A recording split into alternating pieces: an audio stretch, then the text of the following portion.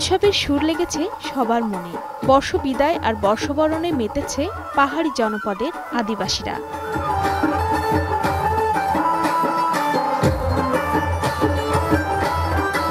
চট্টগ্রামের বসবাসরত ১১ ভাষাভাষী ১৪টি আদিবাসী সম্প্রদায়ের ভিন্ন ভিন্ন ভাষায় বর্ষবরণ উৎসব বিজু, সাংরাই, বৈশু, যা বৈশাখী নামে পরিচিত।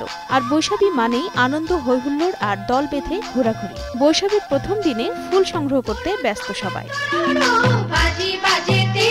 বছর জুড়ে সুখ শান্তিতে ভরে তুলতে জলদেবীর কাছে ফুল ভাসিয়ে প্রার্থনা করেন আদিবাসী পাহাড়িরা।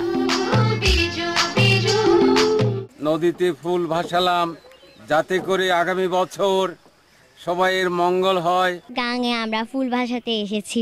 পাহাড়ি বাঙালি যেমন সমানভাবে যেমন বসবাস করতে পারি, যাতে সংঘর্ষ বিবাদ না লাগে, সেই জন্য আমাদের আবার এই রোগ ব্যাধি যাতে ফুলের মতো ফুলের সঙ্গে সঙ্গে বেঁচে যায় এরকম, সেই জন্য আমরা এই ফুল বিজুর দিনে ফুল ভাসিয়ে দিই। সবাইকে ফুল বিজুর শুভেচ্ছা। নতুন বছরের আগমনের জন্য ফুল ভাসিয়ে পুরনো বছরকে বিদায় জানিয়ে আজকে আমাদের এই অনুষ্ঠান। এই উৎসবের চেতনার মধ্য দিয়ে আদিবাসীদের ঐক্য, সম্প্রীতি ও ভ্রাতৃত্ববোধ জোরদারের পাশাপাশি সাংস্কৃতিক কৃষ্টি ও ঐতিহ্য সমৃদ্ধ হবে, এমনটাই প্রত্যাশা সবার। ডেস্ক রিপোর্ট, ২১শে টেলিভিশন।